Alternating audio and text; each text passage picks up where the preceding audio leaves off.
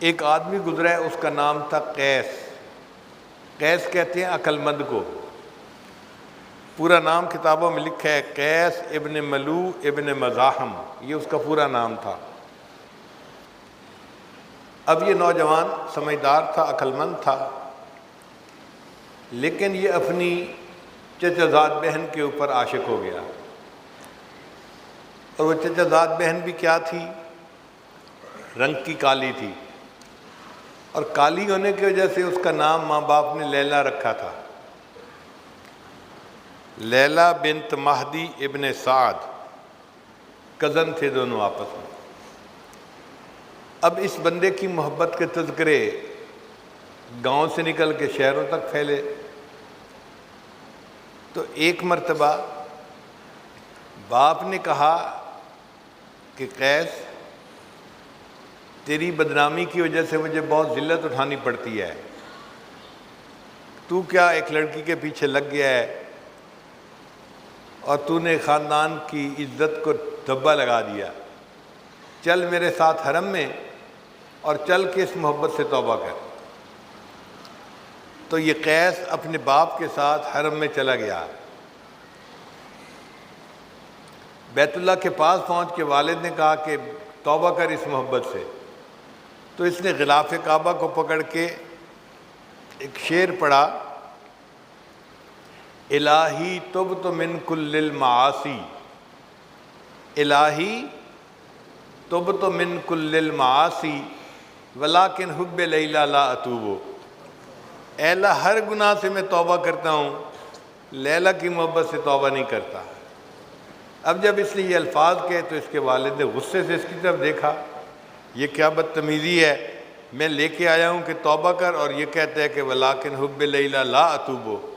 تو سمجھدار تو تھا ہی صحیح، اس نے جب دیکھا کہ والد نے خفا ہو کے دیکھا ہے تو اگلا شعر پڑھا، الہی لا تسلبنی حبہا ابدا، اے اللہ اس لیلا کی محبت کبھی میرے دل سے سلب نہ کرنا، وَيَرْحَمَ اللَّهُ عَبْدًا قَالَ آمِينَ، اور جو میری دعا پر آمین کہہ دے اللہ اس بندے کے گناہوں کو بھی معاف کر دے۔ یعنی اگر میرے ابو آمین کہہ دیں تو اللہ میرے ابو کی بھی مغفرت فرما دے۔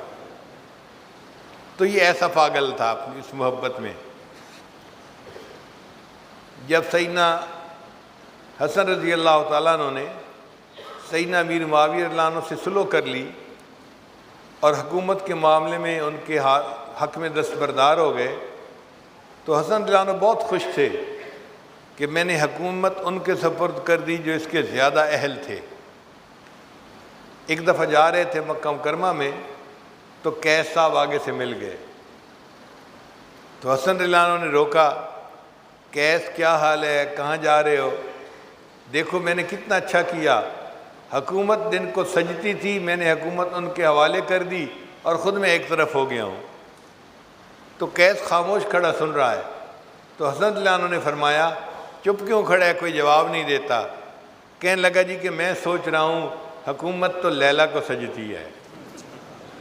انہوں نے فرمایا انت مجنون، تو مجنون ہے۔ اس کے بعد اس کا نام قیس کی بجائے مجنون ہو گیا کہ یہ پاگل تھا اس کے پیچھے۔ اگر مخلوق کی محبت انسان کو ایسا پاگل کر دیتی ہے تو اللہ کی محبت تو پھر انسان کو پتہ نہیں کس کیفیت پہ پہنچاتی ہوگی۔ مجنون جب فوت ہوا تو کسی کو خواب میں نظر آیا، اس نے مجنون آگے کیا بنی؟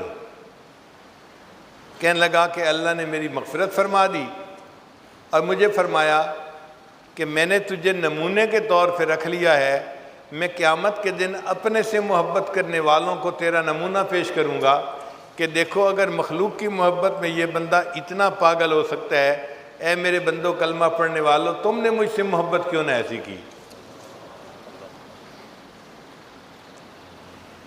مولانا روم رحمۃ اللہ علیہ فرماتے ہیں عشق مولا کہ کمز لیلا بود، گوئے گشتن بہر او اولا بود، کہ لوگوں کیا مولا کا عشق لیلا کے عشق سے بھی کیا گزرا ہے کہ مجنون تو لیلا سے اتنی محبت کرے اور ہم بندے ہو کہ اپنی اللہ سے محبت نہیں کر پاتے۔ ایک حاکم میں وقت تھا، اس نے لیلا مجنون کی باتیں سنی تو اس کو خیال آیا کہ پتہ نہیں یہ لیلا کتنی حور پری ہوگی کہ مجنوں اس کے پیچھے اتنا دیوانہ بنا ہے۔ اس نے پولیس کو کہا کہ لیلا کو میرے سامنے لاؤ، میں دیکھو تو صحیح۔ اب جب لیلا آئی تو وہ تو ایک عام سی لڑکی تھی کالے رنگ کی، تو بادشاہ نے اسے کہا از دیگر خوباں تو افزوں نیستی، اے لیلا دوسری خوبصورت عورتوں سے کوئی بڑھ کر تو حسین نہیں ہے، گفت خامش چوں تو مجنوں نیستی۔ اس نے جواب دیا خاموش رہو، اس لیے کہ تیرے پاس مجنوں کی آنکھ نہیں ہے، اگر تو مجنوں کی آنکھ سے مجھے دیکھتا تو دنیا میں مجھ سے زیادہ خوبصورت تجھے کوئی نظر نہ آتا۔ اللہ بھی ہمیں ایسی آنکھ عطا فرما دے کہ جو ہم اپنے خالق اور مالک کو ایسی محبت کی نظر سے دیکھیں کہ وہ ہمارا محبوب حقیقی بن جائے۔